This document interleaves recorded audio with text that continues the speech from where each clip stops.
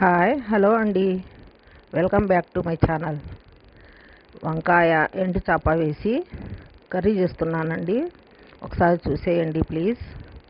ముందుగా వంకాయలు తీసుకొని బాగా వాష్ చేసుకున్నానండి. 1/2 కిలో వంకాయలు. మేము ఎండు చేపలు వేస్తే పిల్లలు తినరండి, మేము పెద్దవాళ్ళము ఇద్దరం తిందామని చెప్పి చేసుకుంటున్నాను.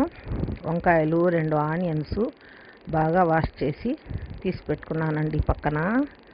పక్కన తీసేసి ఇంకా సన్నగా ముక్కలు తరిగి పెట్టుకున్నాను. వంకాయలు, ఆనియన్స్ ఇగురికి, ఎండు చేపలు కూడా బాగా తెల్లగా వాష్ చేసి పెట్టుకున్నాను. ఒక 4 ముక్కలు వేసి చేశానండి. తోక చేపలు 4 ముక్కలు కట్ చేసి వేసి బాగా వాష్ చేసి పెట్టుకున్నాను. ఇంకా ఆనియన్స్ ముక్కలు కలిపేశాను. ఒక గిన్నెలో మసాలాలన్నీ వేసుకుంటున్నాను. ధనియాల పొడి, అల్లం వెల్లుల్లి పేస్ట్ 1 స్పూను, 1 స్పూన్ కారం, 1 స్పూన్ ధనియాల పొడి, 1 స్పూన్ సాల్ట్ వేసి ఎండు చేపలు కూడా పైన వేసేస్తున్నామండి. పైన వేసేసి ఎండు చేపలు మొత్తము ముక్కలు 4 ముక్కలేనండి, ఇంకా చాలే అని చెప్పి మేమిద్దరం తినడానికే, అందుకని ఒక గ్లాస్ వాటర్ వేసి బాగా కలుపుకుంటున్నాను.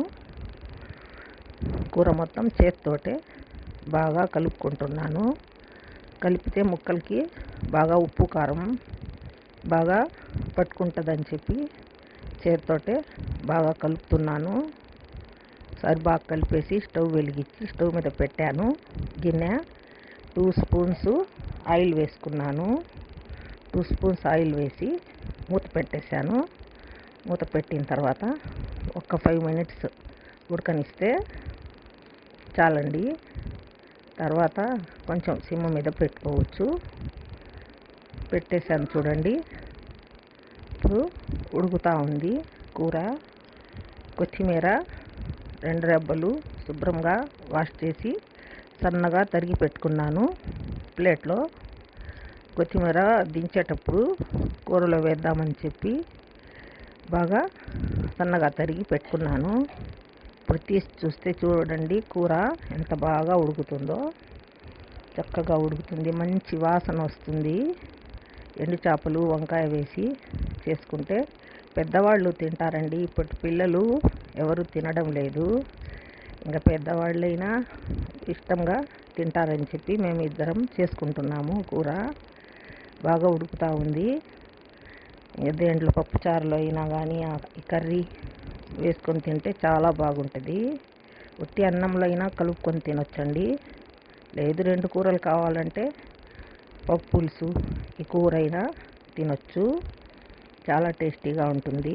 ఇప్పుడు చూడండి కొత్తిమీర కూడా అయిపోయింది, నీరన్నీ ఇంకిపోతున్నాయి అని చెప్పి కొత్తిమీర తరిగి ఉన్న కొత్తిమీర అంతా పైన వేసేస్తున్నాను. కొత్తిమీర వేసిన తర్వాత 1 నిమిషం పాటు ఉడికితే చాలండి. కూర చూడండి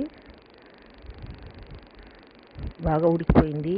ముక్కలన్నీ బాగా మెత్తగా అయిపోయినాయి. వంకాయ ముక్కలు లేత వంకాయలు. కూర మొత్తం చక్కగా ఉడుకుతుంది. కూర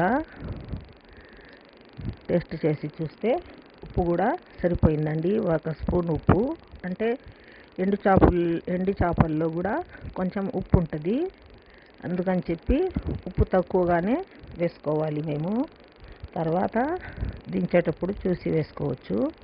చూడండి కూర ప్లేట్లో తీసాను, ఎంత బాగుందో. ప్లేట్లో తీసి ఇప్పుడు తిందామని చెప్పి టేస్ట్ చేద్దామని చెప్పి తీసి పెట్టానండి. చేప ముక్కలు కూడా ఏం కాలేదు, అలాగే చేప ముక్క అలాగే ఉడికి